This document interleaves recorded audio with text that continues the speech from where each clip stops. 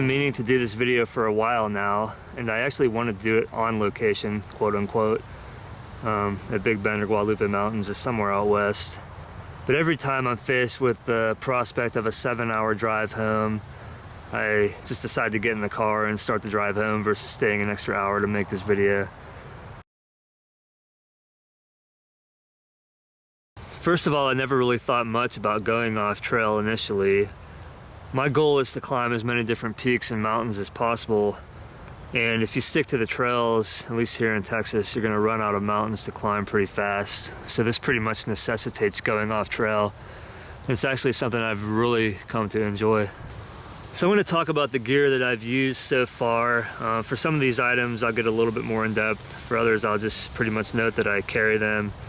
I think a lot of the things here you can see their uses are pretty self-explanatory.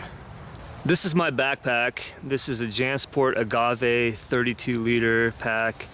And it's actually a skull pack, but it comes in pretty handy for the hikes because I can separate all my gear into different compartments. I started carrying the rope with me in case I would need it on any down climbs.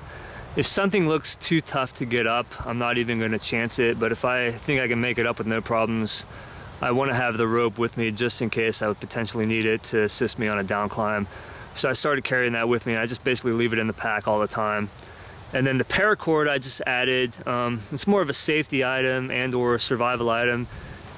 And then the gloves here are just some basic mechanics gloves that I got at Lowe's. The vegetation and the rocks can get pretty rough off trail, and anytime the slope gets pretty steep, you're pretty much using your hands.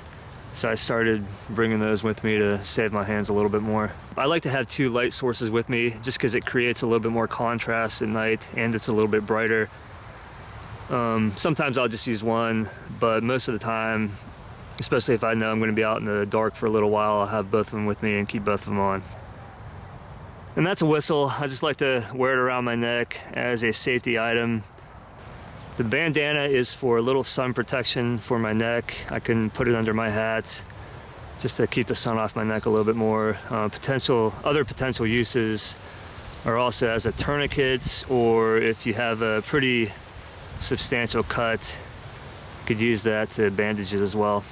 Then if there's one tool that I'd like to have with me at all times on off-trail hikes, it would definitely be the knife, primarily for safety, but for anything else you can think of that you might need a knife for.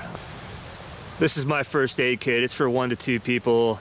It has a compass in there as well. I've used it a few times for minor cuts. I also keep the emergency survival blanket in there. It's an aluminum blanket, safety blanket. Even though a lot of the places I go, you're not allowed to start fires, I always have matches with me. You never know. If your life is on the line and you would need to start a fire, it's much easier to do with matches versus trying to use something else. So those are there as a last resort safety tool. In the bag is some Himalayan salt. If I ever get to the point, which I have a few times, where I feel that I'm just running low on salt, I'm sweating way too much, I'll take some of that, and it does definitely make a difference. And then I always keep the water purification tablets in the pack as well. I haven't used them yet myself. I've actually given some to some people that needed them, but they're there just in case I would potentially need to purify some water. And then the aspirin I've used, I think just once. It was on Pikes Peak when I was really feeling the effects of elevation, but I have them with me at all times just in case I would need to help myself feel a little bit better or kill some pain if I would happen to get more significantly injured. And I do carry an extra memory card in the bag just in case I would happen to film a little bit too much. And then I always put my cell phone, wallet, and keys in the bag. If someone would happen to break into my car, at least they're not going to get the wallet. And then the cell phone, obviously for safety. I generally always take bars with me while hiking. Right now I'm going with the square organic bars, which are at least somewhat healthy, or at least healthier than a lot of the things I could be using. Just because I want to have some source of protein with me. I don't want to just eat carbohydrates. I want to keep up the amino acids in my system as much as possible. I'm definitely never getting enough, but at least I want something. And then the Annie's chewable granola bars, just a quick source of carbohydrates. I usually have 2 to 4 of the water bottles there. They're real alkanized water bottles.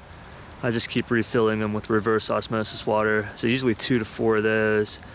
And then the one on the left is a mix of water, agave nectar, and lime juice. And I usually put a little bit of salt in there as well. I've switched from Powerade to that. This mix is all organic. It's definitely a lot healthier, and it actually tastes even better too. So I'll definitely be sticking with that. Now I usually have at least 1 of those, potentially 2 of those. And sometimes I'll also carry a couple smaller 16-ounce water bottles with me as well. Usually on most of the hikes, even if they're only going to be a couple miles, I'll at least have 3/4 of a gallon, if not a gallon. And if I know I'm going to be out longer, it's at least a gallon, if not up to a gallon and a half sometimes. I like the wide brim hat because it keeps the sun off my neck and ears a little bit more. So I usually start out without the hat on, and once the sun gets a little bit higher, get the hat on. I generally wear pants underneath the gaiters, which I'll get to in a second when I'm off trail. Generally pants or shorts underneath the gaiters, and then usually a short sleeve t-shirt of some kind. I'll always have with me a long sleeve t-shirt though, even in the hottest of weather, just to keep the sun off my arms, and I can always flip up the collar and help protect my neck a little bit more from the sun.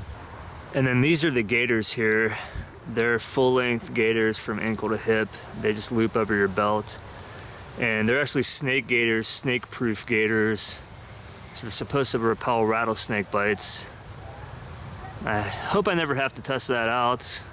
I've actually been jabbed by some pretty big agaves through these, which makes me a little bit nervous, but I definitely would rather have them on than not have them. The brand is Turtle Skin, snake-proof gaiters. And even if I hopefully never get bitten by a snake, they do come in pretty handy for repelling all the sharp vegetation for the most part. They definitely save your legs from getting extremely hacked up.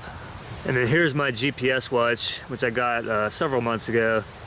It's a Suunto Ambit Peak 3. I don't really use it for navigation. I use it for just tracking my mileage and my elevation gain, which is just something that I was curious about. Okay, so that's pretty much everything that I carry with me. Occasionally a few things will change, but for the most part, all of these items, other than the food and the water, and then the keys and wallet and cell phone, obviously, will stay in the bag at all times. And I'll train with everything in there with additional weight that I put in.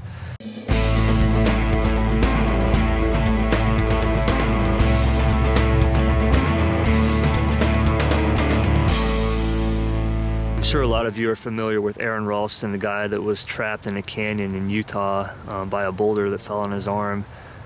And what if he didn't have the knife that he had with him? Yeah, I'm sure he could have hacked his arm off with a rock if it really would have come to that, but the knife definitely made it a lot easier and better for him. And the knife right there is one item that I think you should always have with you, as well as probably a first aid kit too, because you never know.